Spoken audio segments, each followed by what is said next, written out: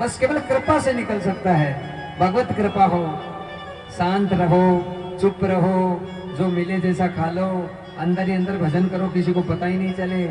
हाँ, और बस मस्त रहो। ठाकुर जी दुख में रखे दुख में रह जाओ, सुख में रखे सुख में रह जाओ, कभी शिकायत मत करो भगवान से।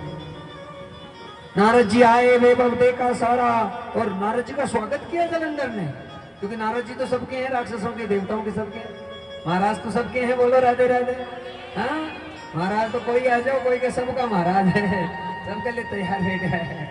तो महाराज यहाँ पर जो है नारद जी हैं, आए, देखा, कहा जलंधर इतना वैभव इतना आनंद, पर ये मत समझना कि भी तो पूर्ण हो गया है। कहा क्या महाराज, क्या कमी रह गई? कहा अरे सबसे बड़ा खजाना तो शंकर जी के पास है, बेडकारा है, और शिव जी का सबसे बड़ा खजाना उनकी पत्नी है गौरी पार्वती। बोल राधे राधे।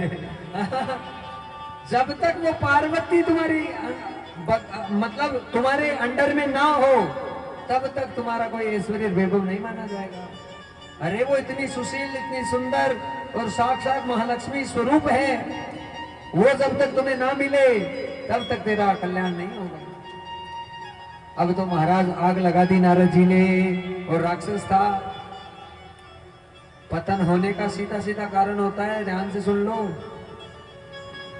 आपकी जो भी पत्नी ठाकुर जी ने दी है, उसके अलावा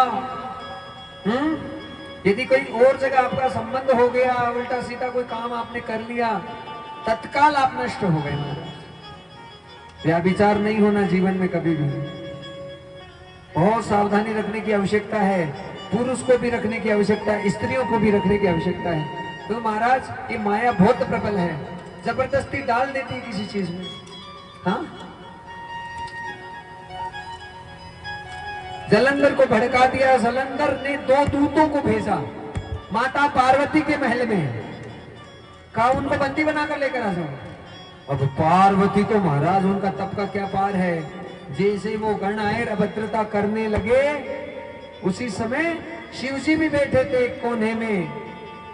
शंकर जी के शरीर से भयंकर क्रोधाग्नि प्रकट हुई है, और क्रोधाग्नि से 2 विकराल पुरुष प्रकट हो गए, और इतने विकराल पुरुष हैं कि जो जलंधर के दूत आए थे उनको मरोड़ दिया, अच्छे से खूब पिटाई की और उनको वहां से निकाल दिया। शंकर जी अपने गणों से प्रसन्न हो गए और उनको कीर्ति मुख का स्वरूप दे दिया, और उन्हें यह आज्ञा दे दी कि मेरे शिवालय में, हाँ,